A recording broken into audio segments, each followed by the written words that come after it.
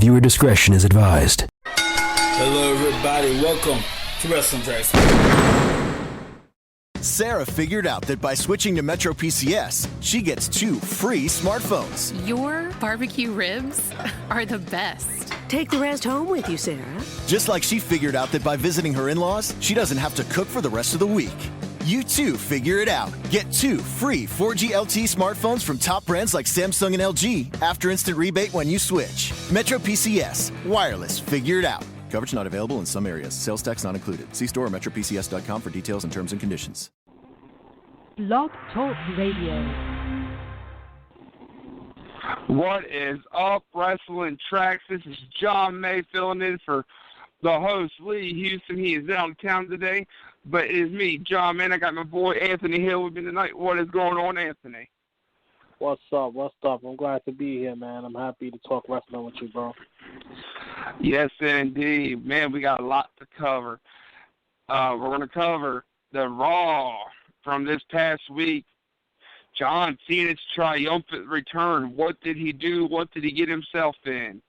We're going to talk about, for some odd reason, TNA. And we're going to talk about Money in the Bank and the upcoming brand split and what can we expect and who do we expect and who goes where.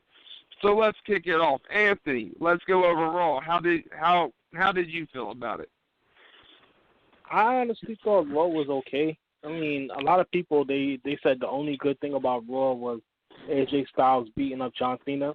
But I want people to understand, like, this isn't, like, great like everybody imagines it is going to be, because all John Cena is going to do is end up facing AJ, and then he's probably not going to put AJ over. And no, I'm not a smart or anything. I'm not going to sit there and be like, oh, well, he has to put everybody over. But, like, AJ Styles is a big deal. And him and John Cena should have a long feud, at least to SummerSlam, in my opinion. Because that's a feud that could headline and it might just headline SummerSlam. Yeah. You know, my problem with this is we talked about this the other day. John Cena has helped these guys come into the business like Owens, Barrett, Styles, now Styles, Wyatt. And they win the first few matches, but at the end, you know, Cena always has to go over. What is wrong with Cena and not wanting to put over new or better talent than what he will ever be? I don't think it's the question is what's wrong with Cena. It's what's wrong with WWE booking. Like, I don't understand why Vince McMahon wants to have Cena hurt these guys where they should be getting over. Like, guys like Bray Wyatt shouldn't have lost to John Cena. Now we got a comment the last time we spoke about this, we got comments. Someone said, well, Bray Wyatt turned out to end up having great feuds with other guys and was elevated. True, but imagine how much more he could have been elevated if he had beat John Cena. Or imagine how much more important Rusev's undefeated streak would have been if he would have beat John Cena. You know, like, I don't think WWE thinks about that when they do this. Oh, no, not at all. You know, booking is just going what Vince wants. What Vince wants or what Triple H wants, Vince or Triple H gets. When it comes to Wyatt, you know, Wyatt should have went over hands down with Cena. That is probably one of the best feuds of Wyatt's that I fell in love with. The only feud, in my opinion, that Wyatt, the whole Wyatt thing was useless and not even a big deal for me, was probably his feud with The Undertaker. And I hate to say that because I love both men. It really was bad. It was bad. It was a bad feud. Like, it didn't make any sense. And then Bray Wyatt hurt himself that same day, and he couldn't compete in that match at WrestleMania. And it really, like, it just made no sense to me. Like, it wasn't supposed to. They didn't click. It didn't make sense. Then, you know, when it came to the Royal Rumble this past year, when Wyatt got eliminated in summer, all the Wyatt family members came in and eliminated Brock Lesnar. That feud dropped because Wyatt got injured, and I think Lesnar was running on his WrestleMania match, and, you know, they killed the feud. But now, the dirt sheets and newsletters that I'm getting are saying that you can pencil in Lesnar and Wyatt at SummerSlam. But how in the hell are you going to drop a feud that happened last year, pick back up at the Royal Rumble, drop it again all the way up until August? I mean, I'm excited for the feud, but what the hell's the point if you're going to keep dropping the feuds whenever and wherever? I don't see Lesnar and Bray Wyatt working. I actually read this morning on No DQ that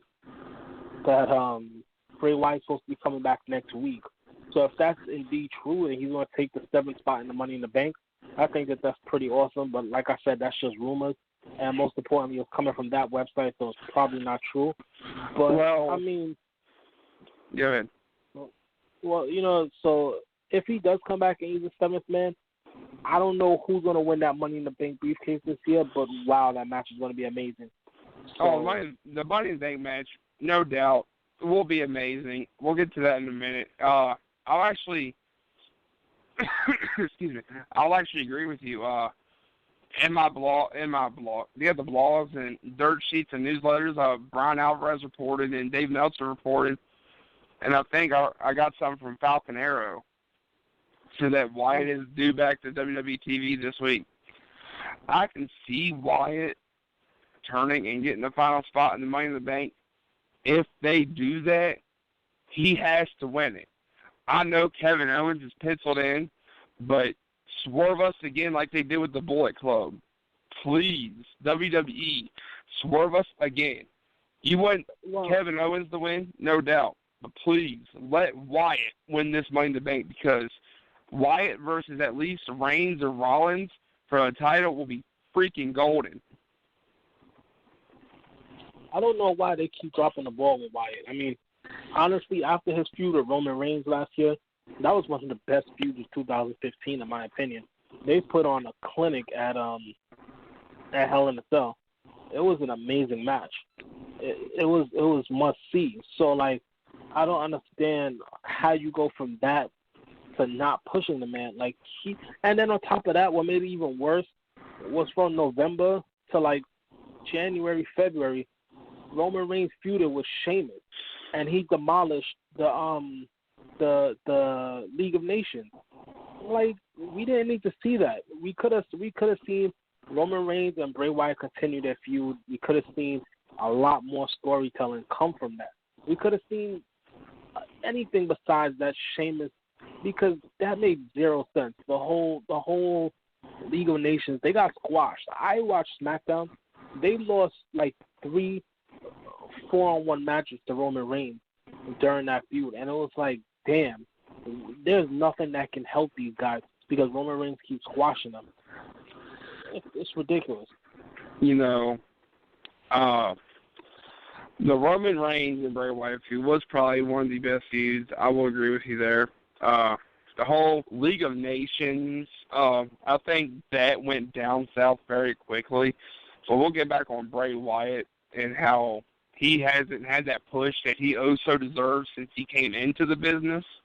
Onto the main roster. I honestly think you get rid of the family. No offense to Luke Harper, Eric Rowan, or Braun Strowman. Where the hell are they without Wyatt on TV? I mean, Luke Harper's injured, and he won't be back until at least the end of the year next year. But why ain't you using Braun Strowman or Eric Rowan to run over these talent, while your savior or your leader is gone? Why don't you want to impress him? Get rid of the family. Let Strowman and Rowan do their singles career, because Bray Wyatt, maybe when Wyatt comes back and he brings Sister Abigail with him, you put Wyatt as a singles competitor with Sister Abigail as his manager, I swear to God, Bray Wyatt will be the most talked about superstar for the rest of the year and years to come. Well, here's the thing. Bray Wyatt came in as a heel, but he got cheered too much. Right now, they want Braun Strowman to be that mega beast that wrestling needs. You know, wrestling needs that monster heel that people can hate. That's the whole point of wrestling. That's part of storytelling 101. You need that monster heel that just gets under your skin. And Braun Strowman should be that. But they don't make Braun Strowman into a monster yet. They wanted him to be a monster. They wanted him to, well, from what I read, they wanted him to face Roman Reigns later this year. I think that they're going too fast with some people, and it's hurting them. It's not a good idea. You know, maybe it's just because I haven't seen a lot of his work, and I'm not big on Braun Strowman. He's a big mother effer, don't get me wrong, but yeah. dude is not impressing me. I mean, he's supposed to have squash matches. I mean, you know, we had people like Big Show Kane and Mark Henry. They used to do squash matches all the damn time. But yeah, exactly. Strowman is just boring. Well, see, he's a monster. He needs a face. I mean, not a face. He needs a mouthpiece. He needs a mouthpiece bad, because without a mouthpiece, he won't get over. He needs a Lana. He needs somebody that can, like, Sensational Sherry used to get everybody that she was with over because she could talk on a mic, because she was flattered. She had charisma. She was flattering. She had it, and that's what you need. You need a mouthpiece to get them over. If they want to make Strowman the next big monster, you let Lesnar's contract run out. I think Lesnar has another 2 years on his contract, but you let Lesnar's contract run out. You put Strowman with Paul Heyman. I swear to God, Strowman and Heyman probably be the most two hated dudes in the business. Well, Paul Heyman is awesome on the mic. He's in a class of his own. But but like a lot of but I'm seeing stuff now. People are saying he should be booking Smackdown. He should be doing. They're putting too much on the man. Maybe he doesn't want to, because I don't know if you know this, but TNA offered him a deal like 3 years ago to be head booker, and he turned it down. He said that booking isn't his thing.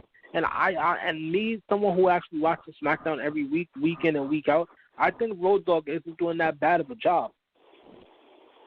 You know what people don't know is if you own the Paul Heyman DVD or the CM Punk DVD, Paul Heyman used to be, you know, like a writer or like a part-time booker or writer for Raw. You know, he didn't love it; he hated it. Yeah. But in my opinion, you put Paul Heyman in charge of Raw or SmackDown for one night, writing it and doing what he wants to do with it, it would probably be the greatest damn thing on television that we've gotten in the last year or decade. Honestly, I don't mind what's on television today. The only thing that I do mind, and I may sound a little like a typical IWC smart for this, but like the only thing I don't like about what's on television today is that Roman Reigns just gets over too much. Like, the man, he hasn't taken a pin yet, and I think that hurts his character more than it helps. It's not even that he gets over that makes me mad about him. You know, I told Lee this all the time. By the way, everybody, I'm filling in for Lee Houston. He is the originator of Wrestling Talks. There you go, Lee. There's another shout-out for you.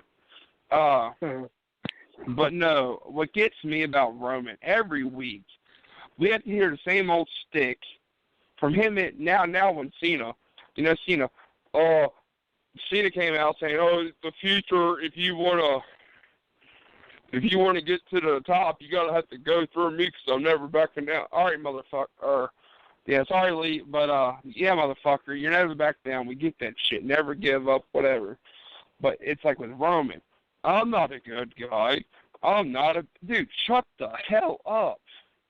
We get you're not a bad guy. You're not the guy, in my opinion. You're the bitch, but you're not the guy. You know, Roman was growing on me until the Royal Rumble this year. when I knew it was storytelling, he had to go to the back because the League of Nations jumped him. But come on, coming out and he didn't even sell that, by the way. Do you remember that? He didn't even sell that. When the League of Nations jumped him, he didn't even sell it. He didn't limp. He didn't do anything. He just walked out regularly. Like, who gets beat up by, 5, 6 people and then still walks regularly? Like, who does that? I think that's the biggest problem today is most people don't sell a lot of crap no more. But that's the main problem. But, with Reigns, the ending to the Royal Rumble was great. We all expected it to be Triple H and Bray Wyatt or Triple H and Roman Reigns. But no, it was Triple H and Dean Ambrose, which I thought was great booking. But then again, I'm like, shit, Triple H is going to win. We all know it. I mean, it would have been better if Dean Ambrose won it than Triple H inserted himself into the title picture of Mania. But, the Triple H and Roman Reigns match at WrestleMania was probably the worst main event I've seen in a WrestleMania. Oh, no, that was plenty. In the past 4 or 5 years. Have you seen Randy Orton and Triple H at WrestleMania 25? Oh, my God, what a bore fest. That was a bore fest. That was the worst main event. I went to that WrestleMania, and me and my cousin were sitting there talking. We were talking in the stands during that match. We didn't even know what was going on because that match sucked so bad. I mean, the only thing about the Roman Reigns Triple H match that everybody cannot really be like, or that everybody will remember is when Roman speared Stephanie, because that was probably the funniest thing that ever happened. Well, not really funny, but it was like, holy shit. But I didn't mind it. I mean, I don't mind Roman Reigns. I mean, I like the guy, but here's the problem. It's like for example, I read, and yes, we're talking about we're talking about blogs a lot here, but I read that Vince McMahon is telling JBL to continuously say, I don't know if you noticed it, a lot of people don't even notice it, but JBL says it every time Roman Reigns grabs a mic. He says, whether you like Roman or you hate him, everyone has an opinion about him. That's Vince McMahon that's telling him to say that. I was reading that Vince McMahon told him to say that because it's the same thing as with Cena, where they say, oh, whether you boo him or you cheer him, you have an opinion of him. It's the same thing. And it's like, but your top babyface isn't supposed to be getting booed. Like, don't you want your top babyface to get over? That's not how to get the man over. No, not at all. But I mean, Roman Reigns fans are the little kiddies and the 40-year-old men who are virgins and the women from 18 up. The John Cena fans are little kids, women, and the 40-year-old virgin men who, those are the only John Cena and Roman Reigns fans. I'm sorry. You're going to hate Cena because Cena has been the top dog for years.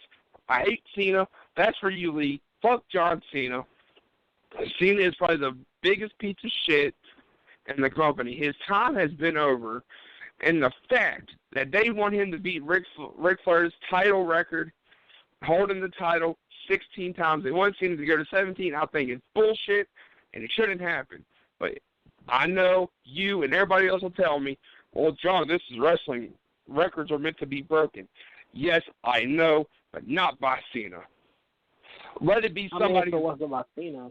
I mean, let somebody who deserves it, like Triple H.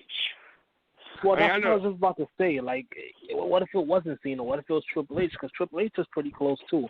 What if it was Triple H? People would still find a reason to be upset if it was Triple H. I mean, nowadays, wrestling fans, the biggest problem with wrestling today is the fans. They complain about everything.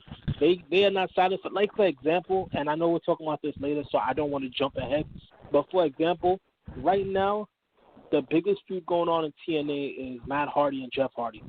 And their feud now is 100 times better than their feud was in WWE.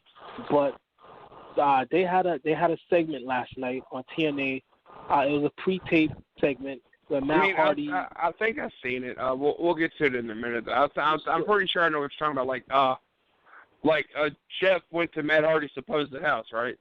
Yeah, and Matt Hardy could barely get out of the ring. And everybody's like, I've seen everybody making fun of that all day long. And I'm sitting here like, yo, how can you call yourself a wrestling fan where you're sitting there downing everything that goes on? You're judging every single thing that goes on every single day and every single episode. You're not helping wrestling. You're destroying it. That's what people are doing. And I'm in a lot of groups, and I see people just sitting there complaining about everything. And I just sit there like, why are you watching then? Stop watching. You know what's weird? I finally joined up to the No DQ group. And I got kicked out of that. They're calling WWE shitty now. I'm like, are y'all stupid? I said, what else around besides, WWE and Lucha Underground and Ring of Honor are my top 3 favorites, hands down. Mm-hmm. But how can you sit there and say WWE product is shit? It may not be the greatest, but it's definitely not shit. I mean, we got Seth Rollins back sooner than we all thought, because he was supposed to come back in June. He was supposed to come back at Money in the Bank. But we got him back at Extreme Rules, and now he's going after the title that he never lost, but unfortunately he's going to lose. But, swerve us, WWE. Swerve us like you did the AJ Styles heel turn, which was fucking great. You know, it was kind of off last week. You know, God, I don't need you no more. It's time for us to go our separate ways. All right, AJ, that's what you want. You know, it was weird, but as soon as AJ took his shirt off and looked at Cena, I said, dude, it's going down. And I don't know why they waited. Why they should have started beating each other's ass. All 4 men fighting each other, whatever. You know, AJ should have got at least an elbow in on Anderson or Gallows. Then out of nowhere, hit the Styles Clash on Cena. That's what that was missing on Monday night. Excuse me. That is what that beatdown was missing. Not AJ keep running back to the ring and punching her in the head. You should have hit the Styles Clash. That's what I was thinking he was going to do. When he ran back to the ring, I was like, all right, cool, he's going to hit the Styles Clash. But he didn't hit it. And I was like, why didn't you go for the Styles Clash? But, I mean, I guess that is good build-up to say, okay, he hasn't hit the Styles Clash yet, but he's going to, or he's saving it. So I like to think that maybe he's saving it or something, you know? I mean, yeah. I mean, it's going to be good for TV when he does save it and hits it on him. But we all know, at the end of the day, for whatever reason there is, this feud is going to end with Cena on top. But, again, that he's afraid to put newer talent and younger. No, AJ's older, is he? Yeah, AJ's older. He's 39. AJ's older.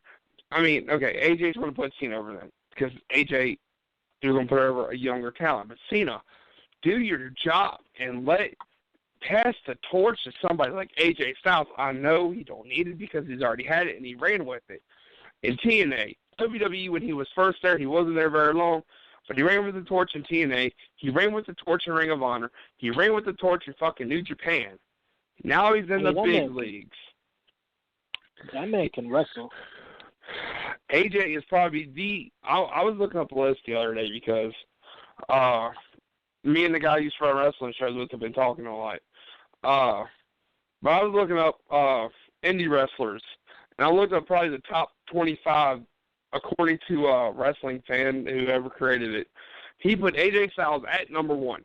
AJ Styles is one of the best wrestlers in this world today. He's not the best, but he's damn near close. Have you seen that match between Kenny Omega and Ricochet? I mean, that match was pretty sick. So I love Ricochet, and the fact that he's coming to the WWE Network for the Cruiserweight Invitational, I love it. Is he? I love it.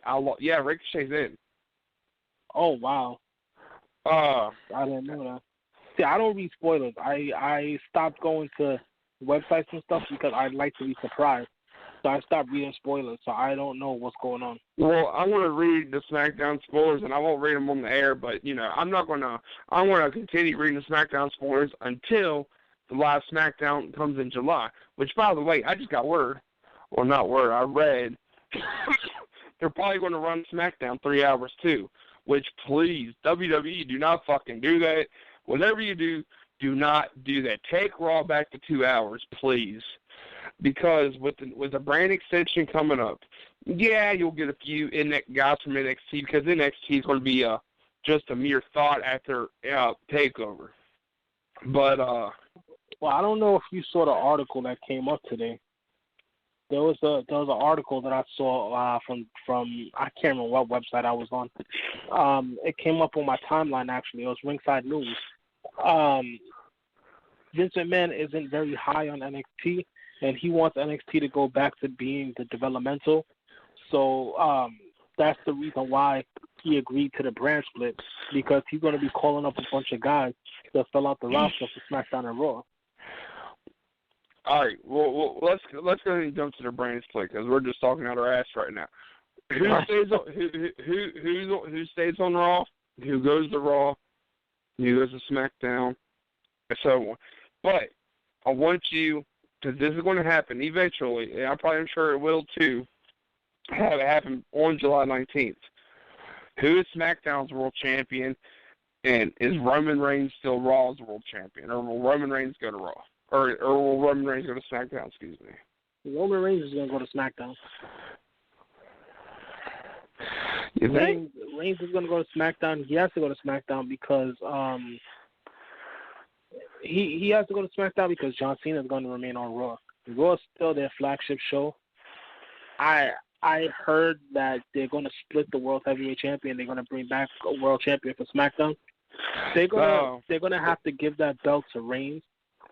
Because Cena is, they're not going to move Cena off of the flagship show. The thing about it is build up SmackDown to make SmackDown just as big as Raw. I think they will.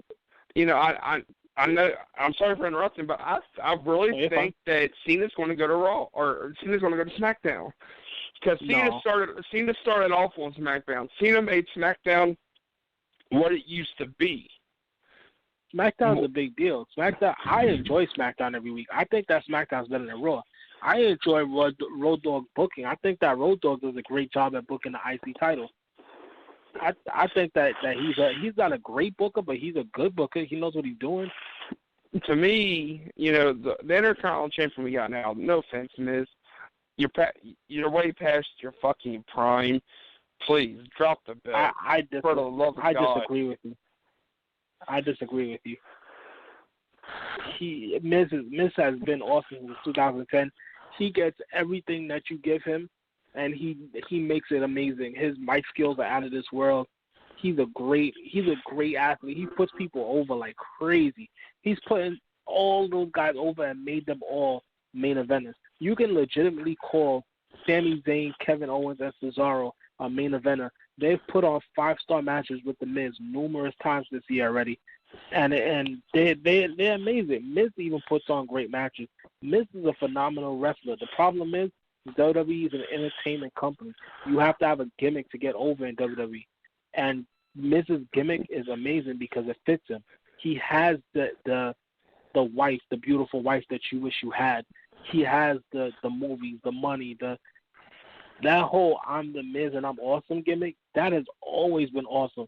From 2010 when he won the world title and he headlined WrestleMania, I was like, he's a big deal. But then they never used him because, not going back again, but because of Cena. The whole thing was he had to cheat to win using The Rock, so they made him look weak. He faced Jerry Lawler. What the fuck was that? I was sitting there like, are you serious, WWE? You're going to make this guy face Jerry Lawler at Elimination Chamber? Like, come on. That's the best you got, really? And that's the reason why people don't respect The Miz. But The Miz truly is awesome. He's a great talent. He's phenomenal in the ring. He's a phenomenal IC champion right now. He's putting guys over heavily. He put Zack Ryder over. It's not that I don't like The Miz. I just don't agree with him being IC champion. He's done one hell of a job as the IC champion, though. Yeah, but now he's gone for 4, 5, 6 weeks, 7 weeks to film another movie. I wish WWE would go back to this. if you are incapable of defending your title in a 30-day grace period, you should be stripped of the title, no matter what. But now that's not the case. I didn't know that. And he's going because he's filming a movie. You see, that's WWE being WWE. They're an entertainment company. I mean, they have Kane in the new Warcraft movie. Like, Kane is 40-something years old. He wants to be a politician. Why do you have him in the new Warcraft movie? Like, this is what WWE does, though. Like, they make money. They make money off of their guys, and they don't care. Like, Kane doesn't want to wrestle anymore. He wants to be a politician. He said that he wants to run for mayor. Like, he wants to be a politician. He doesn't want to be a wrestler, but WWE, they force guys to stay. They force you to do what they say or else. Yeah, I mean, get rid of Kane. Not even get rid of him. Let Kane go. Sign him to a Legends contract. Let him appear here and there. Or, or whatever. Just let Kane do what he wants. The old WWE studios, I like a few WWE films, but, dude, just, wrestling is wrestling. You don't put wrestlers in movies. No offense to The Rock or a lot of offense to The Rock. Screw The Rock. And, fuck John Cena. He can make movies all he wants. I want to give a shit. But, why the fuck are we talking about movies? I don't know how the hell we got to that. This is a wrestling podcast. I don't know how the hell we got to that, but yeah. Okay, so we're talking about the brand split. You said John Cena stays on Raw and Reigns goes to SmackDown. All right, we'll just stick with your opinion right there. Who falls under Cena and who falls under Reigns' brand? You give me your top. I'll say your top 10 wrestlers on Raw and your top 10 on SmackDown. On Raw, I have to say, on Raw, I would keep, let's see, John Cena, Seth Rollins, Apollo Crews. Should I have to write this down? I ain't going to remember. I'm an old man. Apollo Crews has to stay on Raw. I would honestly keep the IC title on Raw because the U.S. title needs to go somewhere. But anyway, so Apollo Crews, Cesaro, I can't even remember most of the guys. Man, you suck. Yeah, really. Because honestly, go ahead. Because really, like, Raw is 3 hours long. They have so much work they need to do on Raw because it's 3 hours long and it's boring. Like, after the 9 o'clock hour, it just dies out. And I think that's what makes everybody mad is that they have a plethora of talent. They have an underlooked card. You got like people like Darren Young. Yeah, we're making Darren Young great again, but where the fuck is he? Right? Like, why didn't he promo at all yesterday, on Monday? On Memorial Day, too, at that. Well, okay, I can see why. But you got people like Darren Young. You got people like Jack Swagger, who, by the way, Jack Swagger is fucking great talent, WWE. Open your eyes and see that, please. He is, but he's past his prime. No, who the hell? You got people like Swagger and Neville. Neville's supposed to be back in town now, but you got Neville. You had Stardust. You lost Cody Rhodes. You fucked up there, WWE, and I will burn your ass at a later date when I talk about it. I'm sorry. She plug real quick. I made a podcast 3 days ago on my YouTube channel, and I spoke about the class of 2010. The class of 2010 has all either been fired or they've been they left, and you know why? Because they weren't treated right in 2010 when they came. Look at guys like Ryback. Look at guys like Wade Barrett, Michael Tarver.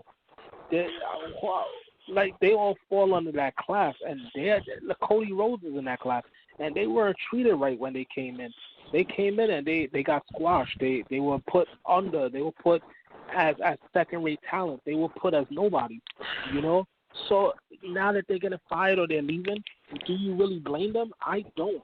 I honestly hope Ryback finds himself and goes to, like, TNA or something, because if you book Ryback the right way, he can be an awesome talent. Ryback will be the next big star if booked the right way. If he's booked like a mega heel, the way he's supposed to be, or the look that he has, he can be a big star. But WWE never wanted to use him. How the hell is Ryback going to go to TNA when TNA hasn't paid their talent within the last year? That's just a rumor, man. No offense. Ryback is a money-hungry son of a bitch. Ryback wants everything under the fucking sun in his contract. Ryback asked Vince McMahon for a private jet. Swear to God. Now, let's be serious here. Do you really think Ryback deserves a private jet? No. Ryback don't even deserve his own fucking bus. Ryback has injured a lot of people, but in my opinion, I think that he's a big enough star that he can be a mega star. But WWE don't see it that way. When he injured CM Punk, they was pissed. They were fucking pissed. When he injured Mark Henry, they were pissed. When he injured who the fuck did he injure last? Was it Neville? I think so, yeah. He injured Neville. Whoever Ryback injured last. Ryback is an injury-prone son of a bitch. Ryback cannot hit the moves right. You know, when he gets them set up, and the guy he's got up for the shell shock or whatever, he don't let them adjust themselves. He just goes ahead and fucking does it. Well, he's violent in the ring. That's the problem with Ryback, you know. He's like 6'2", 270, though. He's a monster. Like, LeBron James is 6'8", 270. He's the same weight as LeBron James and like 6 inches shorter. Can you imagine how much of a beast that would be running into you with a shoulder block? Or it's like, he's a beast. You know, no offense, Ryback, you don't deserve shit.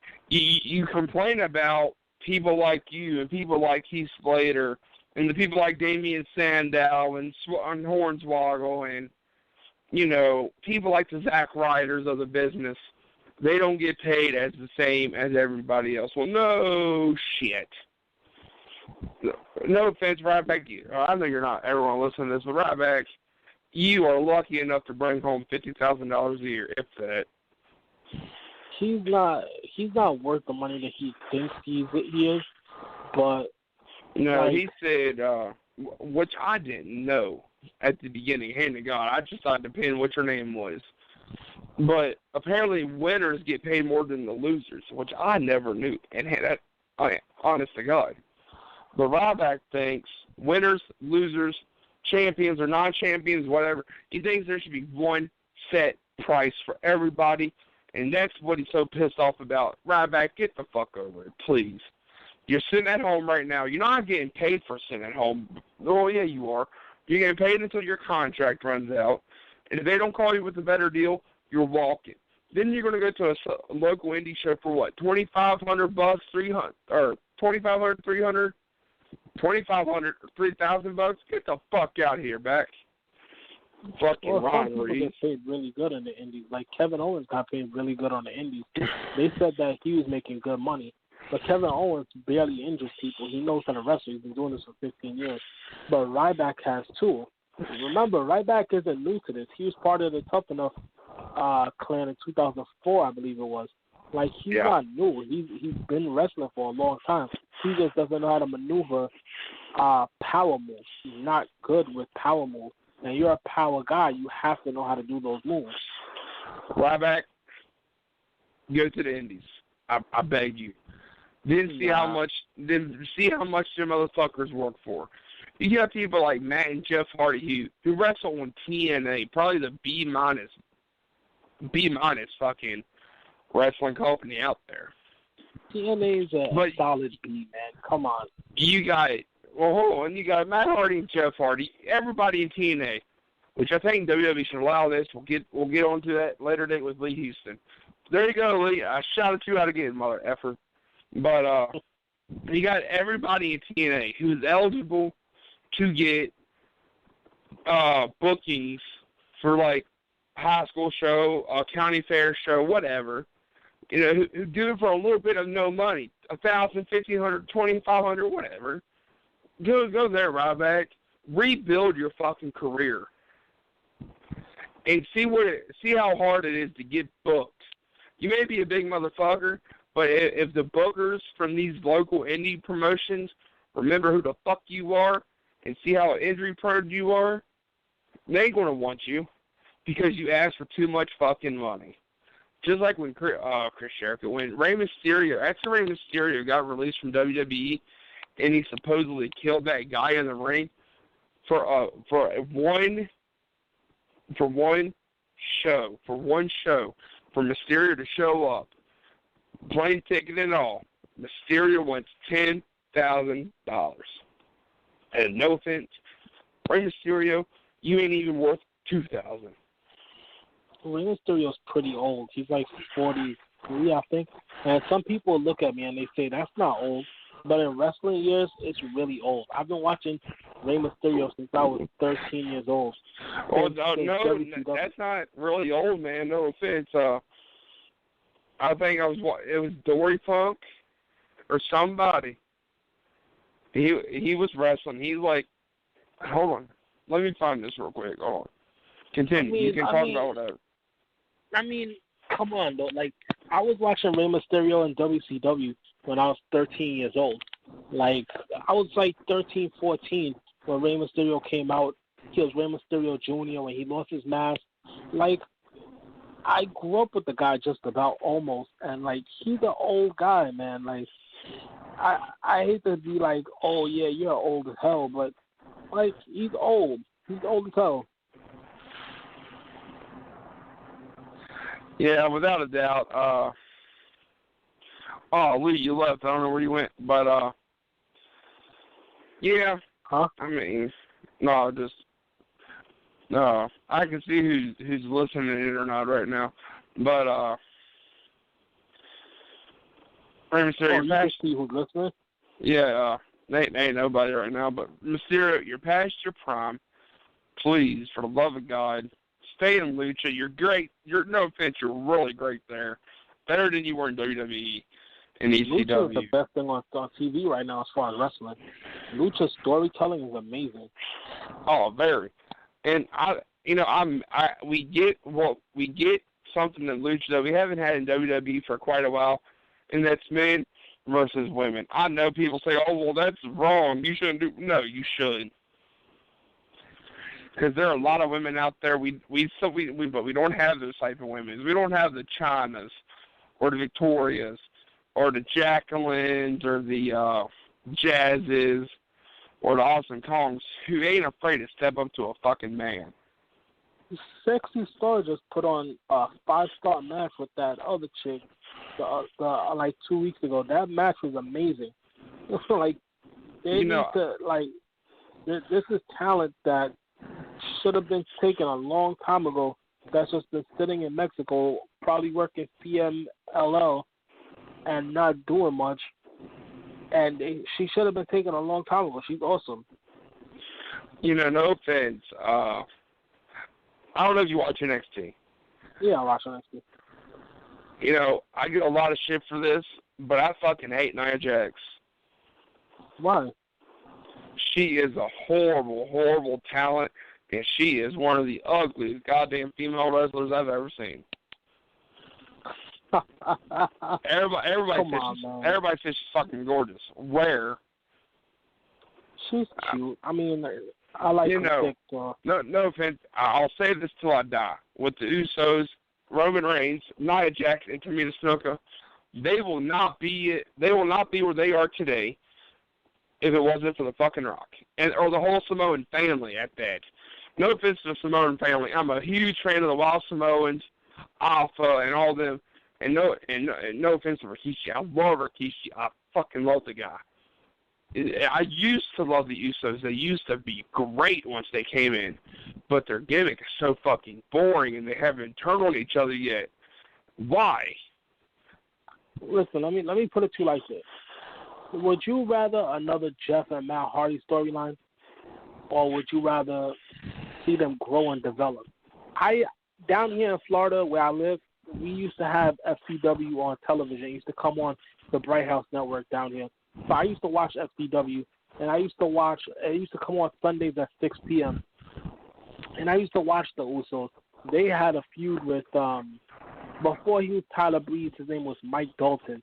He was tag team with somebody, I can't remember the other guy's name. And the Usos came out and defeated him for the tag team champions. And that match was fucking amazing. The Usos were heels, and there was a heel stable. It was another. Damn, what the hell's his name? King Tonga. What the fuck is I can't remember his name, but it was his son. They released his son after giving him that stupid Mexican gimmick. He's fucking Samoan, and they gave him a Mexican gimmick, Camacho. But anyway, they had a stable going on, and that stable was amazing. The Usos are really good at being heels.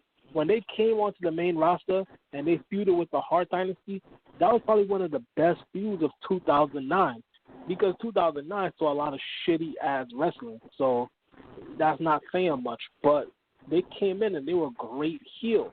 They came in and solidified themselves just like they did in FCW. In FCW, they were amazing as tag team champions. And when they got called up, they were amazing when they got called up against the Hart Dynasty. Somewhere Vince McMahon or whoever didn't like the Hart Dynasty, they ended up getting rid of them. They didn't know what to do with the Usos anymore. Made them face because people started cheering them too much. It just seems like every time we cheer somebody, WWE turns the face because they don't know what else to do. So this becomes the problem where it's creative again. It's not the wrestlers, it's creative. You know, you brought up the Hart Dynasty. I love Davey Boy Smith, and I fucking love Tyson Kidd. But you got Tyson Kidd out, who may never come back, and they shit on Davey Boy Smith. You had Natalya running with Charlotte. No offense. I know I'm going to get a lot of hate for this. Natalya should have won the women's title. No. Charlotte is one of the best champions right now. No. Not even win it and hold it for months. Let her hold it for at least 24 hours. Give her that spotlight. Then let it get taken away like they did to Zack Ryder. Which WWE, you fucked up with Zack Ryder because you pulled a swerve, everybody loved it, and 24 hours later, you shit on us. But shit on us again, you know. You should have let Natty win it. Next night on Raw, lose it. Listen, you don't want to see Natalya as champion. I don't want to see Natalya as champion. She's a total diva. Total Divas. Vince McMahon made a rule when Total Divas first started that nobody from that show will hold the championship. I hope that he continues with that rule and he doesn't give Natalya that championship because Natalya doesn't need it. She solidified herself enough. She's a main trainer in NXT right now. And down here in Orlando, she's here all the time training the girls. She doesn't need to be a champion. I think she's 33, 34 years old, something like that. She doesn't need that champion. She should, and rightfully so, she's doing a great job at putting Charlotte over because Charlotte has been one of the best divas or women's champions in like the past 5 years. Yeah, I mean, AJ Lee was probably the best champion, and okay, you take Charlotte out of it. Charlotte's okay, but AJ Lee, best champion, hands down. Well, not hands down, because I can't take away from Lita or Trish, but within the last 2-3 years, AJ Lee, all the fucking way. But that's just because I'm probably one of the biggest CM Punk marks ever. See, that's where we differ, because I don't like CM Punk at all. I think that he was so overrated after that 2011 pipe bomb. All he did was say what the IWC wanted him to say. He really didn't mean it. He really didn't care. He doesn't care at all. he has yet to perform in UFC. They're saying that he's not ready to perform in UFC, and he might hurt himself if he ends up performing. He can't even perform against an amateur, the guy that he's supposed to be facing. And it's like, either way. Yeah, I think he lost like 16 or 17 out of his 18 practice fights. Yeah, they said that he wasn't ready to perform. He was supposed to be on UFC 199 this weekend, and they canceled him because he said that he was having back problems. Then he says he went into surgery. Now he's not in surgery, or he's not having back problems, but now he's unable to fight. So they tried to book him for UFC 203, but he said that he won't be ready by then. It's like, okay, what was the point of you going to UFC if you're never going to compete? And then he can't even compete against the amateur guy that they keep trying to put him against. Like, if you can't even beat an amateur, how the hell are you supposed to face a regular guy? Because you're going to get your ass kicked. You need to stick to what you know. And because CM Punk has such a big mouth and he has a big mouth and not a lot of bite, so he comes out and he says everything that you want to hear. He says everything that you want to hear all the time, but he can't back it up. And that's what the problem is. He says that he was the voice of the voiceless. That was bullshit. That whole pipe bomb, I wouldn't be surprised if Vince McMahon wrote that shit. He's a clown. CM Punk is a clown. He talked all that shit, and now when he left in January, people were still cheering him. And he left, you idiots. Like he just stood there and was like, all right, I'm just going to leave. Whoa. People still cheer him and still chant his name. Like, come on. Hello? Yeah, I'm still here. No offense. Sorry about that. I don't know what the fuck happened. But CM Punk, what I love about Punk, what I love about Bray Wyatt, they're not even two the same, but they both wrote their own shit. And they had to get it approved by Michael Hayes and Vince McMahon. Because, even in Punk's DVD, which I tell you, I told Lee, I'll watch the CM Punk DVD at least once a week. Favorite storytelling DVD out there. The pipe bomb was Punk, all Punk. You may say you think Vince wrote it, but here's a microphone. Go out there and say what you want. Bringing up Ring of Honor, New Japan Pro Wrestling, I really don't think that was the right thing to do. But, who am I? But, to me, CM Punk's overhyped, man. I think that, honestly, the stuff that he does and the stuff that he says is just to get a reaction.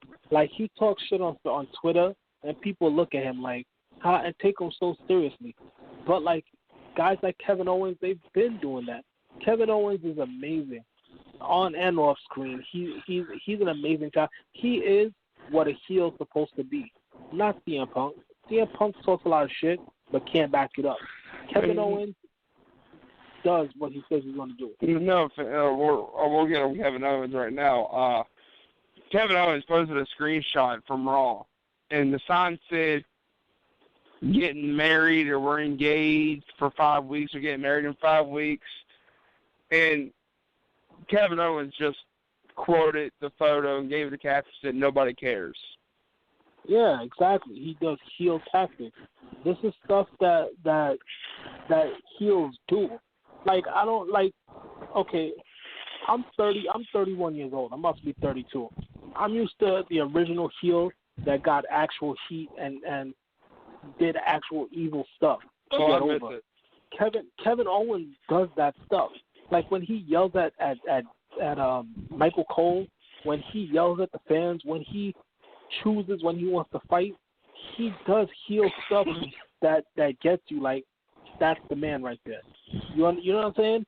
Yeah. But then a lot of people were upset. I've been reading because, like I said, on Facebook, I'm in a lot of group chats because I'm trying to get my YouTube and my podcast going as well. So I'm in a lot of groups, and a lot of people were upset that Seth Rollins didn't do anything on Raw. They're upset that he didn't even go in the ring. He pretended to go in the ring, but then left.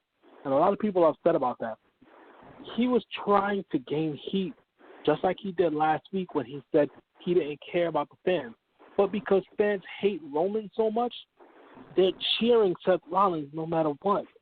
And that's not what a heel is supposed to do. Heel things like Ole Anderson, Arn Anderson. They did heel things. Eddie Guerrero did heel things. You may have liked what he did because it was funny, but he did things that got you over. Undertaker, when he was part of the Ministry, he did heel things. He kidnapped the boss's daughter and sacrificed her. That's what a heel does. But also look at it like this: who in the fucking right mind will boo somebody like the Undertaker, or like I know you were saying, well, people boo John Cena. Well, yeah, John Cena's a fucking asshole, and so is Roman Reigns. But you got this plethora of talent who is great. You got the Seth Rollins and the Dean Ambrose, and we talked about this earlier. People were going to cheer Bray Wyatt, even though he's a heel. Well, if you ask me, guys like John Cena, he's already a heel. I mean, he gets booed out of arenas. He's a heel. That's what heel. He gets a heel reaction. You don't like him. Why don't you like him? Because WWE Creative made him look overly strong. And on top of that, Roman Reigns looks even stronger than John Cena, if that's possible. I mean, like I said earlier in the podcast, Roman Reigns has yet to be pinned yet. I mean, you guys can go back and calculate and do your homework, but to my knowledge, Roman Reigns has yet to be pinned. Who has pinned the man? I've watched him destroy 4 people at a time. I've watched him no sell at Royal Rumble, but who's pinned him? No one has been able to pin that man yet.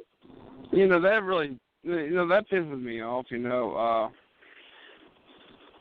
It's all creative.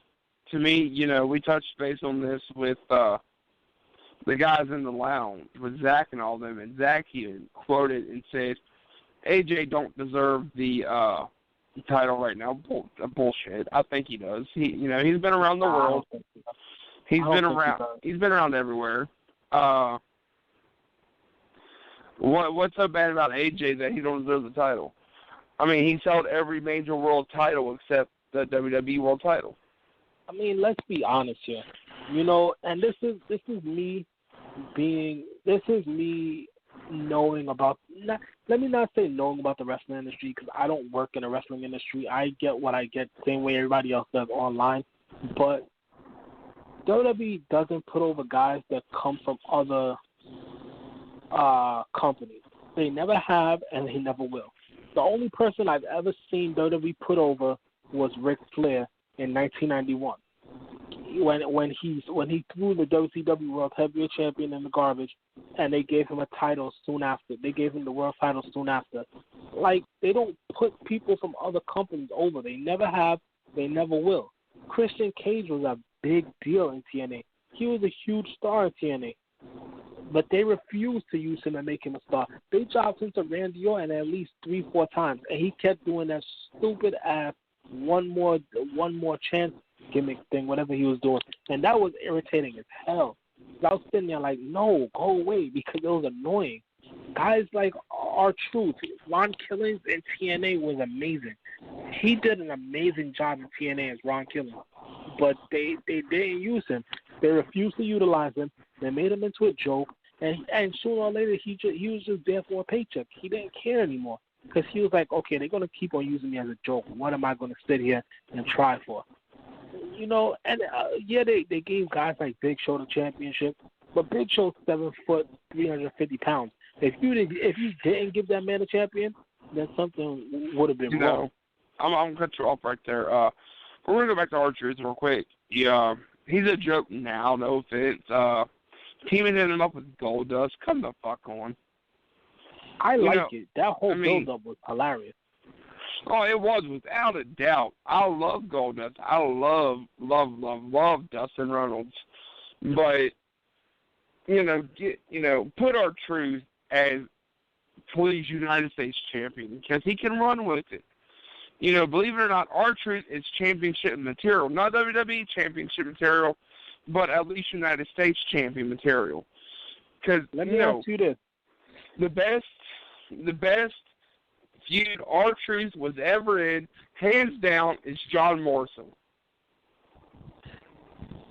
That was an amazing feud. When he started saying Little Jimmy, it was bound for greatness. He did his best work when he did that little Jimmy stuff. He was hilarious. That whole conspiracy theory thing, that was great work.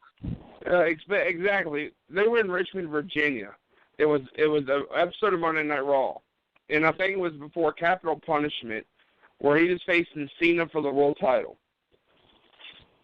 He came out. I think it was Vince. Yeah, it was Vince and Stone Cold in the ring, and he came out singing. When Little Jimmy comes marching in, hurrah, hurrah! It's like, wow, this is fucking great.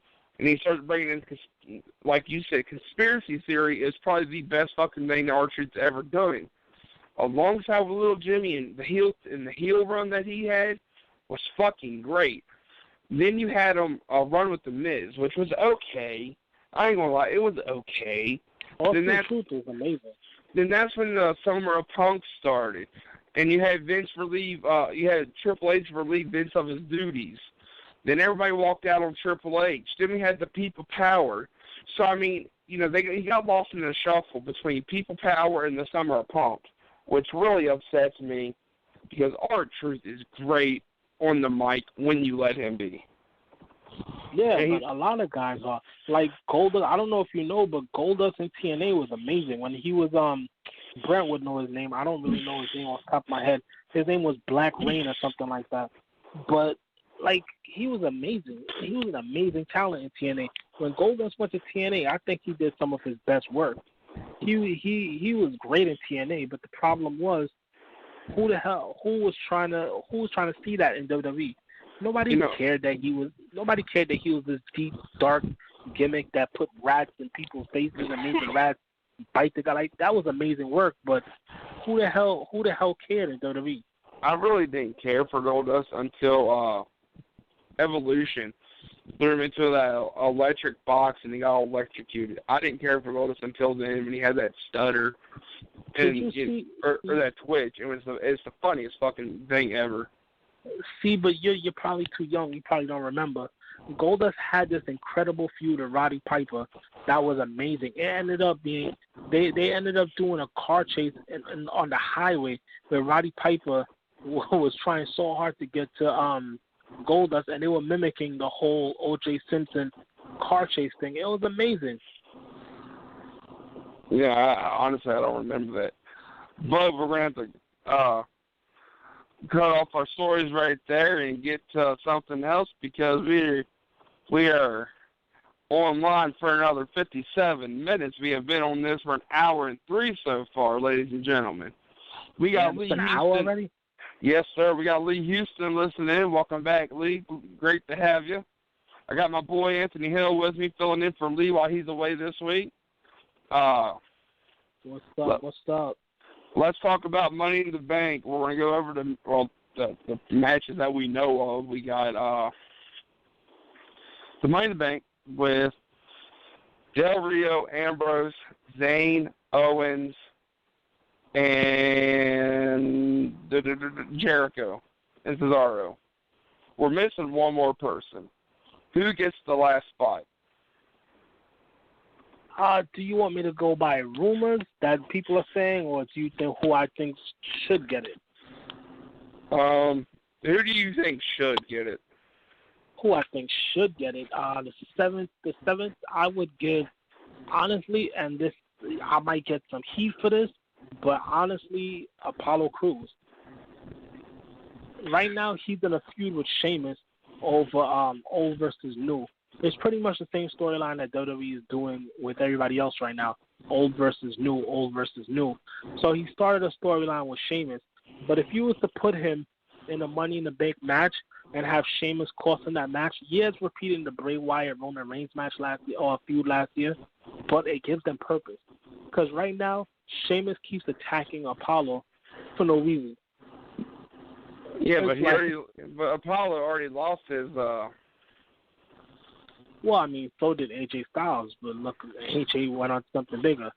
But I would put somebody like Apollo. Yeah, everybody knows he's not going to win, but let's be serious. Out of this whole match, who do you guys think is really going to win? Like, I can't pick a decisive winner out of this match because this match has so much potential. I was telling everybody this in the lounge. I think it was, I don't know who made the post. It was either Cal or, it was Dwayne. The person in this match that will not win, I don't even know why he's in this match, is fucking Del Rio. You know. Oh, he's a filler. He's a filler, like Jericho. You know, no offense to Del Rio. When he came back to face John Cena with Deb Coulter, his return was probably the worst fucking return I've ever seen. You know, yeah, I walked out when I heard his fucking music, but Del Rio is garbage in the ring right now because he's not a full-timer. You know, Del Rio's best run is when he beat Edge for the World Heavyweight Championship and kicked his head off. You know, Whoa. What should you say about Edge? That's my favorite of all time. I know that. I love Edge. I love Edge. Don't get me wrong. Edge is one of the best heels of all time.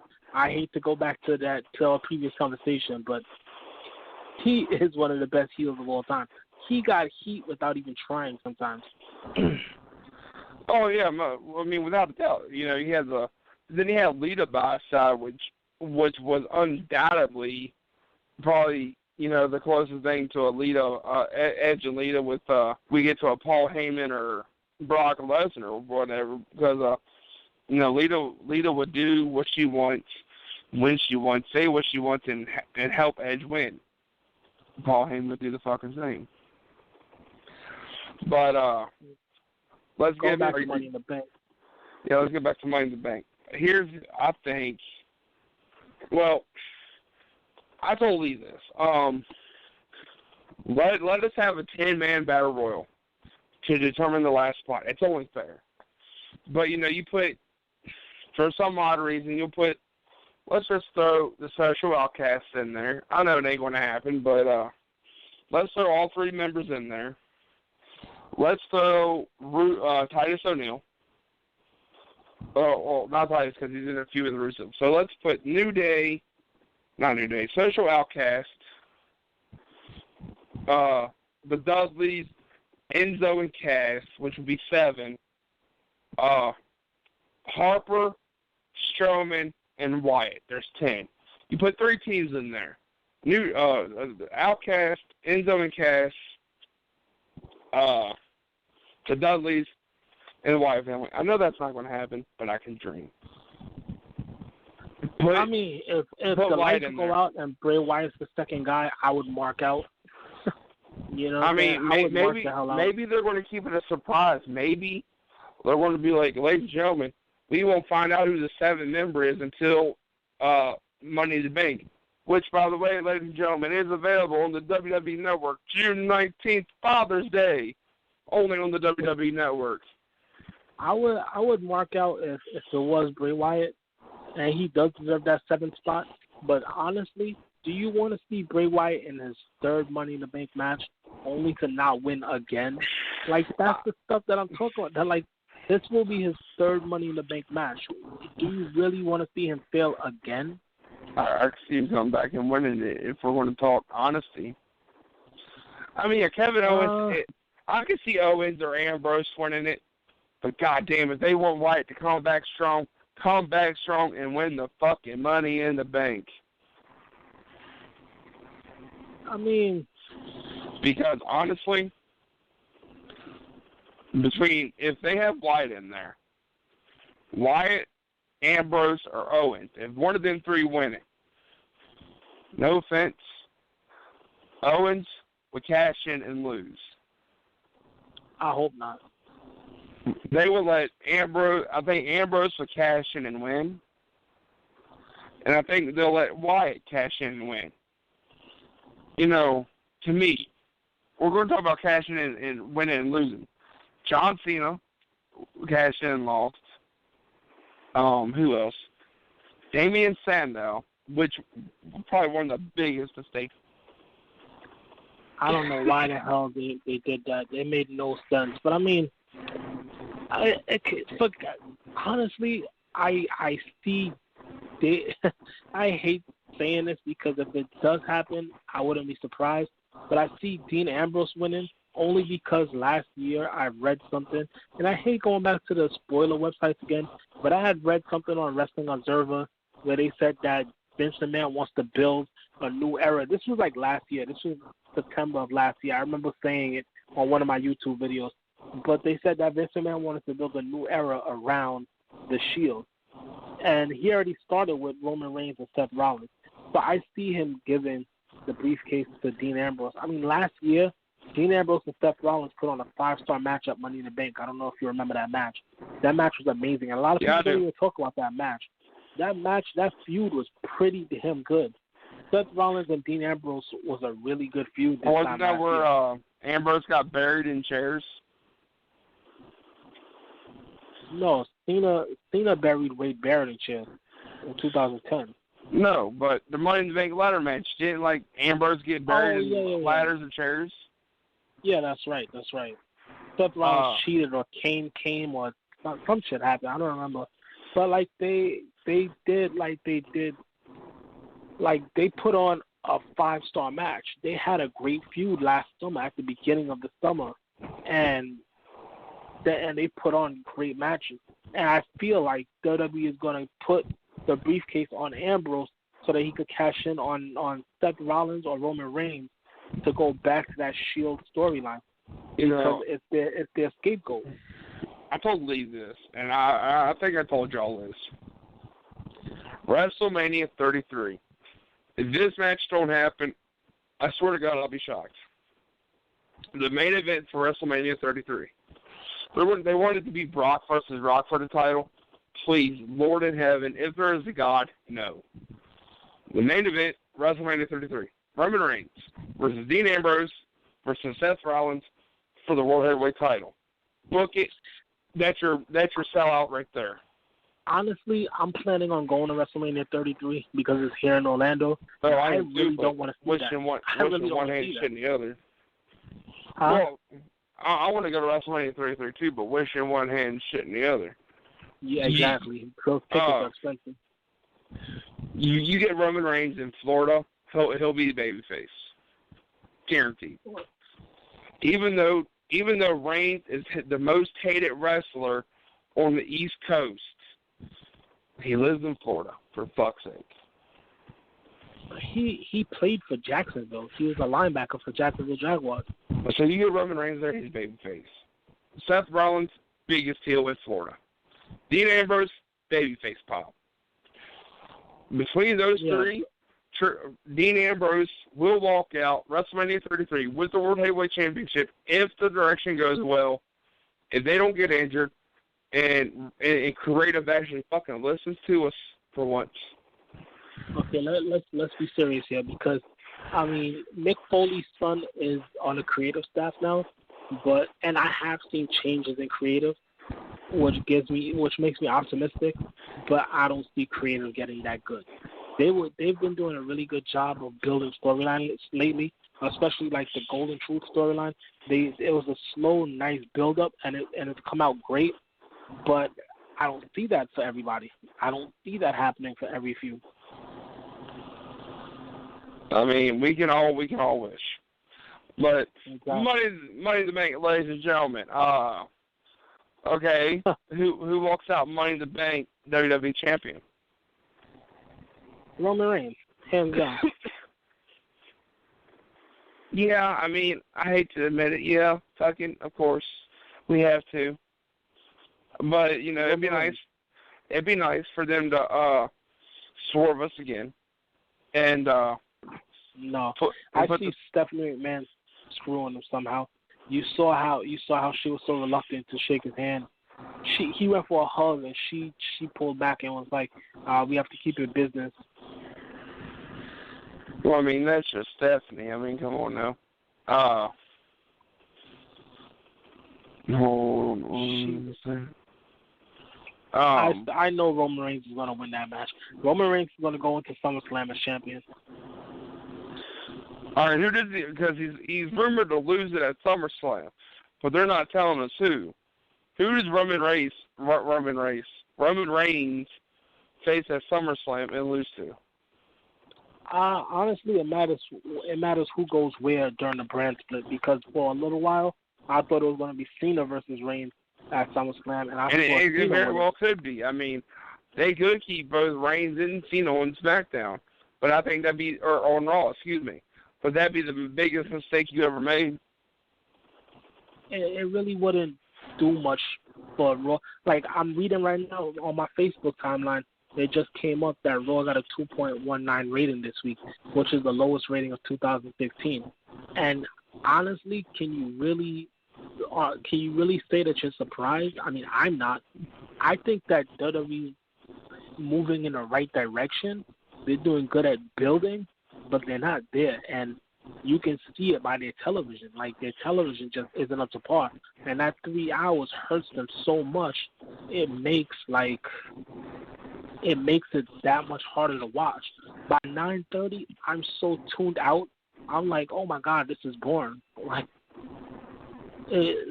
no matter what's going on, by that 9:30 hour, you're just like, God, it's not 11 yet? What the hell? So I think that's what the problem is. Yeah, that 3 hours hurts them. I think when you dip into the last, I don't know, from 8 to, I want to say from 8 to 10.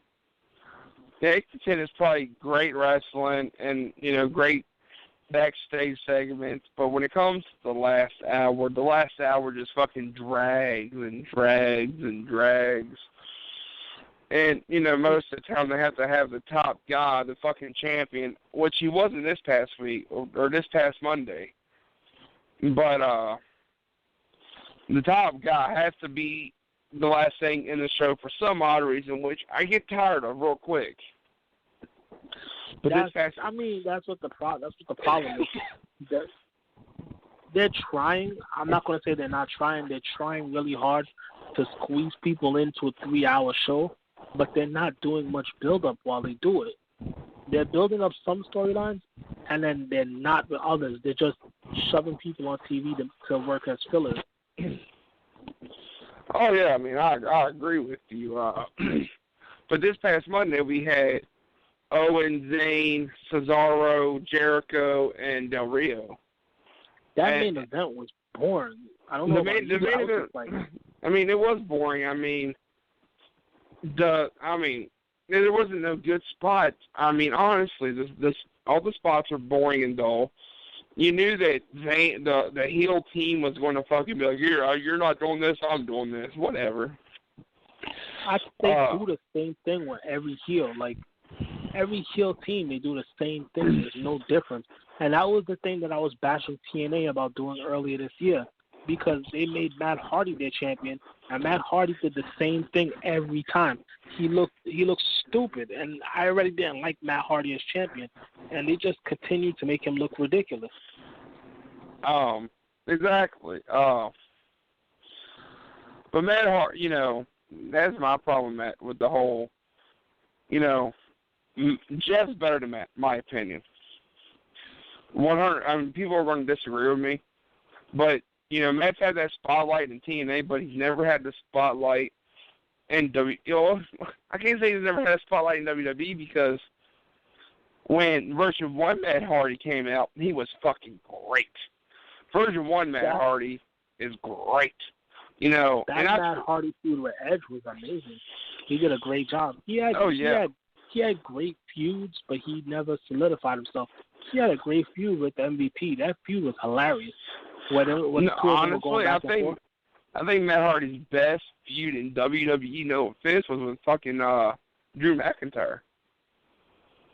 That was pretty good. Drew McIntyre is an amazing talent. I don't know why that feud didn't go over in TNA. I just don't feel Drew McIntyre as champion in TNA. Like, he's feuding with Lashley right now, and it's just like, it's dull.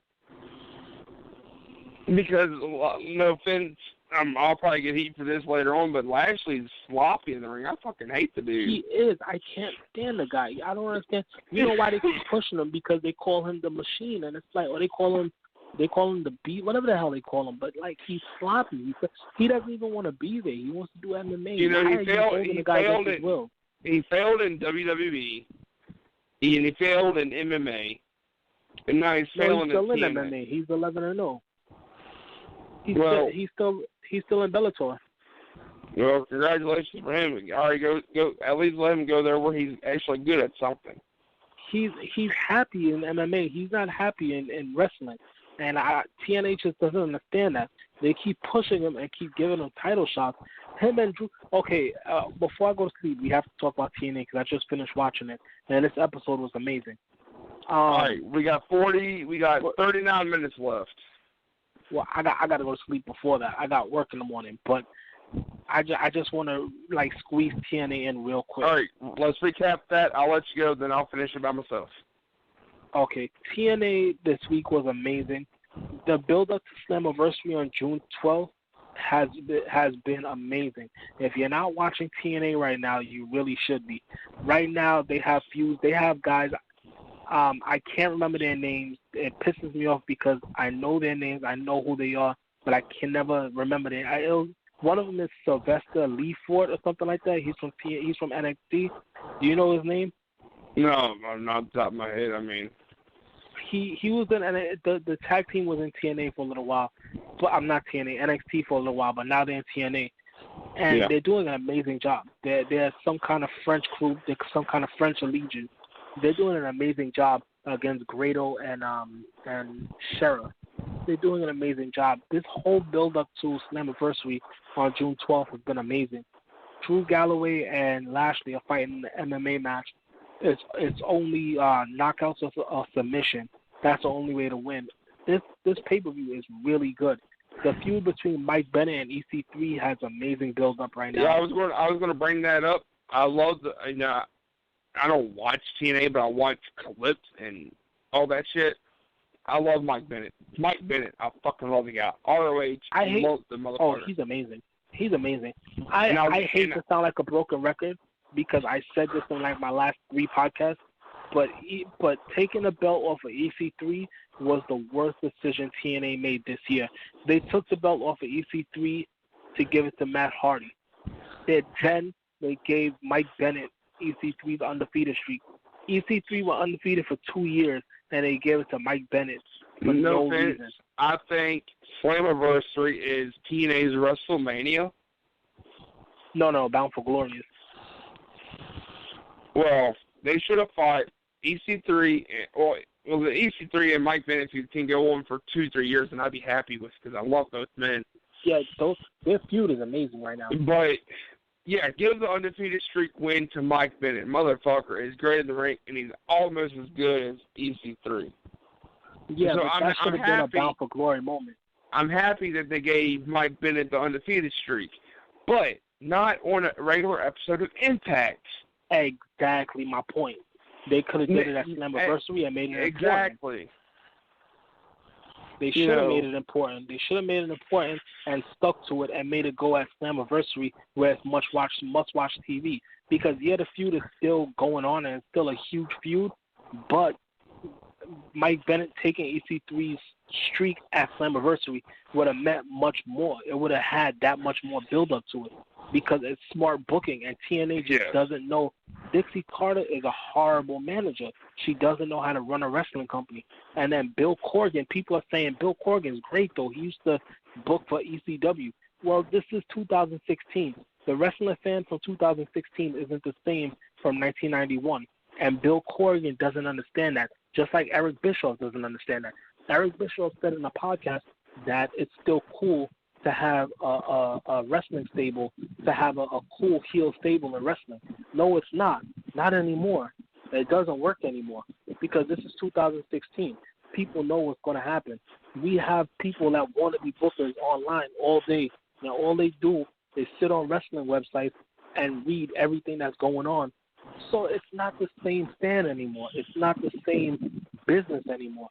And Billy Corgan it doesn't get it. Just like Dixie Carter, they just don't get it. Exactly. You know, that's my problem with Dixie. She blocked me on Twitter, actually, the other day.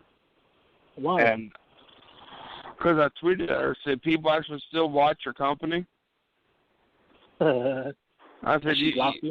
Yeah, I said, you actually got a fucking deal on the old TV God network? Congratulations. No, Pop is a good network. They're not doing anything to build up TNA or the brand, but TNA has been must-watch TV for the past 5 months, which I can honestly say. And this is coming from somebody that loves TNA. I'm a huge EC3 fan. I love EC3, but TNA has been amazing for the past 5 months. They've been amazing. They've put out great shows. They've put out great matches.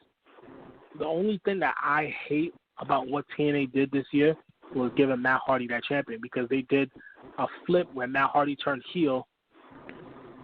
Where Matt Hardy turned heel and EC3 turned face, and Matt Hardy stole the title from EC3. I think that was dumb. For the first episode of Impact, that just didn't do anything. No, not at all. Hold on. It was stupid. Ladies and gentlemen, sorry about that. Ladies and gentlemen, I think this is the longest we've ever went on the podcast. We only got 34 minutes left in the show, ladies and gentlemen. Shout out to Lee Houston, wherever you are. What's up, Lee? How you doing? Nice to meet you. But right now, the feuds that are going on in TNA and the things that are going on and the stuff that they're doing, they're great talent. They're doing a phenomenal job. Oh, yeah, without doubt. I mean, I'll give TNA credit where credit's due. I mean, they got good storytelling, but I just hate the company in itself. Why? I hate Dixie Carter. I fucking hate that bitch. Well, she's dumb. She doesn't know what she's doing. But you can't. The reason why they are so bankrupt and they can't run the show is because of Dixie. Dixie's not selling her fucking shares, and now they know where the fuck they are financially, because they're fucking the headquarters of TNA is in their fucking TNA shop, fucking little storage. Come the fuck on. For somebody that follows the scoop so much, I'm surprised that you didn't know. They found a new place for it already. They had pictures up and everything. They have a new office already. Well, fucking congratulations to TNA, but whatever. Like, I just feel like people don't give TNA a chance because they hate Dixie Carter. And if they would just give, like for example, while we were talking, I was watching Impact just now, and yeah, that ending was really stupid. Like Rebby throwing the plastic doll at Jeff Hardy, pretending to be Maxwell. It was pretty funny. Yeah, it was stupid, but it's entertaining. You know, just like when Heidenreich kicked that plastic baby into the stand back in 2007. You mean Gene Snitsky, not Heidenreich? Not Heidenreich. Who was it that did it? It was Snitsky, right? Yeah, it was Snitsky that did it. When Snitsky kicked the baby into the stand, and everybody thought it was a real baby, and everybody gasped on TV. It was hilarious TV. Like, even I laughed. Some people were probably like, "Oh, it's a real baby. Holy shit!" But most people knew it wasn't a real baby, and they laughed like I did. I laughed. Like, it's TV. It's entertainment. You have to enjoy good entertainment, and I feel like that's what that was. Levy threw a plastic toy at Jeff Hardy. Jeff Hardy thought that it was Maxwell. He caught the toy, and Matt Hardy broke a bottle over Jeff Hardy's head and hit Twist of Fate through a table. It's entertainment, and I think that's what a lot of people don't get. Wrestling is entertainment. It's supposed to entertain, and that's what they're trying to do. And they need, and people need to get the stick out of their ass and just realize this is entertainment. This is made for you to be like to get away from the world.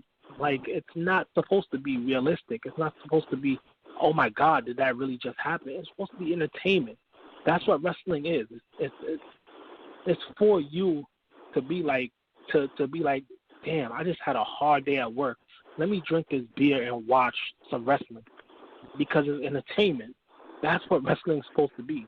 And when people can get back to that, I think that's when that's when wrestling will come back as a whole. Because right now, wrestling is just in a bad place because the wrestling fans shit on everything. They like, you can't put out a show without wrestling fans bitching about something, or wrestling fans comparing it to the indies, saying that's why the indies are better. The indies are the indies. The indies are trying to get to the main rosters, basically. In that term, they're trying to get to the WWEs and TNAs. No offense, though. Some indies are better. I'm just throwing it out there. Some of the indies are fucking better. Oh, I know. I watch the indies. Like, PWG is awesome. Lucha, I don't know if you count Lucha as no, I really would, because you got a lot of big names on there. I love Montazo. His match with Mil Muertes was amazing. Like, oh, yeah, hell yeah. I wish Vampiro would get back in the fucking ring. He's old, man. I really don't care for him. But I love Vampiro. Vampiro is fucking great. Actually, Pentagon was trained by Vampiro, and he's amazing. Well, I love Pentagon Jr., don't get me wrong. Pentagon Jr. is amazing. Well, when he was a heel, he was amazing. But then you look at guys like, what the hell's his name? Cage. Cage is an amazing talent. I don't know how the hell he ended up on the indies for so long. Like, if I was WWE, I would grab him. He looks like he looks like a fine-tuned Ryback. Okay, I'll somewhat agree with you. He's amazing to me, anyway. I like him. I think that he's a really good tech. Cage can go. Have you seen his moonsault? The guy's amazing. I think I have. I haven't got the chance to watch God, Lucha yet. He's amazing. He's an amazing talent. Cage is great. In and out of the ring, he's amazing. And then right now he's a face. When he was a heel, he was even better. Like, he could do heel or face. He's a finely tuned Ryback. That's what I've been saying. He's a finely tuned Ryback. I think that he has a potential. You could put a company on his back. He could be a face of a company. He has the look. He has the charisma. If I was a businessman, I would go after guys like him. Yes, sir. Ladies and gentlemen, my God, we are having one hell of a night on on Wrestling Trucks, only on Blog Talk Radio. My God, I got Anthony Hill with me. I'm hosting for Lee Houston while he's out of town. We are 27 minutes away from the show ending, and we're just bringing you good old-fashioned wrestling talks. On that note, I just looked at the time, and it's 1 o'clock in the morning. I really have to go to sleep. I have to be up at 6 a.m. to go to work, so I'm gonna have to get out of here. All right, ladies and gentlemen, let's give a thank you to Anthony Hill for joining us, and most definitely I'll be in talk with you, and we'll probably try and get you back on this show, man. Man, this was amazing. Thank you so much for having me. Thank you so much, Lee Houston, and thanks for everybody that's listening and tuning in, and thanks, guys. I appreciate it. See you later, buddy. All right, see you later. Ladies and gentlemen, that was Anthony Hill. Thank you for joining us. Now it is only Jon May I am taking over by myself, so I am lonely as hell. So let's talk about some wrestling, shall we? The brand split I am excited for, ladies and gentlemen, no doubt about it. Raw, I want to play it. Reigns, Rollins, the Club, Bobby Roode, Shinsuke Nakamura, and Finn Balor, and Enzo and Cass on Raw. Over on SmackDown, I'll put Samoa Joe, Austin Aries, the Wyatts, the Dudleys, Cena, Ambrose, and Del Rio. Now, in my opinion, the United States Championship will go back to SmackDown where it originated from. Intercontinental Championship will stay on Raw. The champions, I can't see Rusev staying champion. I want to say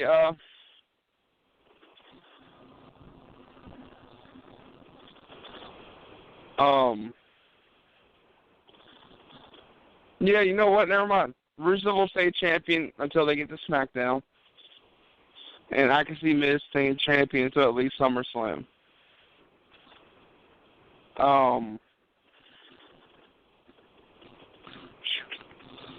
Sorry about that, ladies and gentlemen. Technical difficulties, but I'm good.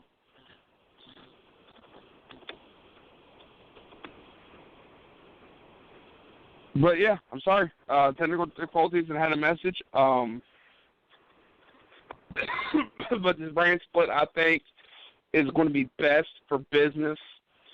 You know, we're going to have a fresh plethora of talent come in. We deserve it. We need it desperately. You know, it's like me, Lee, and Anthony. I've all talked about. You cannot put a whole plethora of talent that you have, including people like the Jack Swaggers or the Zack Ryders or the Social Outcasts or the Nevilles or the Ascension or the Tituses O'Neil and Darren Youngs, all on one show in 3 hours. It's impossible. Because you need to get your main storylines with your main big names in there. And that what sucks. And that is what sucks. But this is going to be great. Who will be the world champion for SmackDown? I think we all know it's going to be Cena. But I really, really, really hope it's Ambrose. See, with this whole brand split thing now, I think it's kind of pointless to have the money in the bank because whoever wins the money in the bank is going to have two choices to either cash in on Raw or Smack, or they're not going to have two choices. It's not even going to be two choices. We'll just say Kevin Owens wins, and Kevin Owens goes to SmackDown. Then I know it's all fresh storylines, but what the fuck? So I think next year at WrestleMania, they may have another Money in the Bank, which I doubt it. But if they continue and this brand split happens, then next Money in the Bank pay-per-view next year, it will be 2 Money in the Banks. Now, there were talk of storing a women's Money in the Bank, which I think they should do and stick with because that's a great idea. Sorry about that, ladies and gentlemen.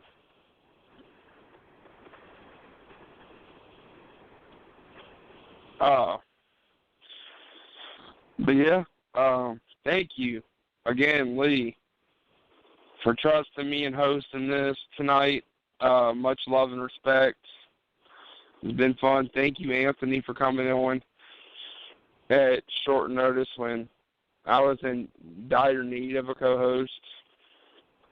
But, ladies and gentlemen, this is probably the best night of radio or not even night of radio, night of wrestling I've talked for a while. Well, all the podcasts I do are great, but tonight, you know, it was crazy. We talked about every damn thing. It even went old school for y'all a little bit. Definitely more of that to come within weeks. and all that. But thank you, ladies and gentlemen, for tuning in. I'm going to wrap this up tonight. I'm Jon May, filling in for Lee Houston. Thank you, Lee, for letting me host this. Thank you, Anthony, for coming. We'll be back as soon as possible. Hopefully, Lee's back in the business card with us. I'm Jon May. Good night.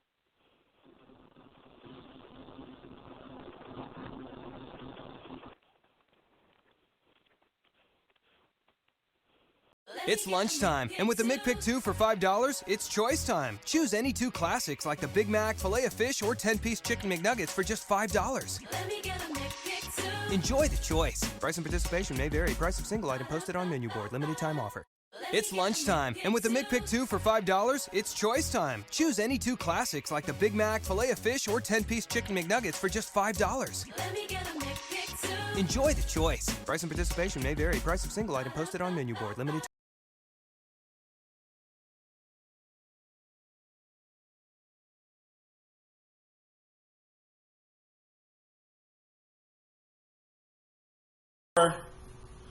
Since 2002.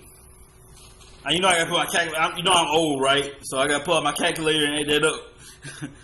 And because I hate math. So, Jonathan married to 2002. It's 2016. 14 years. 14 years in WWE, and he still sucks. How in the blue hell do you still suck after 14 years? Now, what is he sucking? I can't tell you that. But the boy just sucks. Come on, be real about it. You know it's true. Let's be honest. Let's be real about this thing. Let's be real about this thing. John Cena's been here since day one. He's a legend. No doubt about it. John Cena's an athlete. He's a legend. A future Hall of Famer. But there's that one record against him that I have personally against him. He sucks. I wouldn't mind John Cena being in your fire match.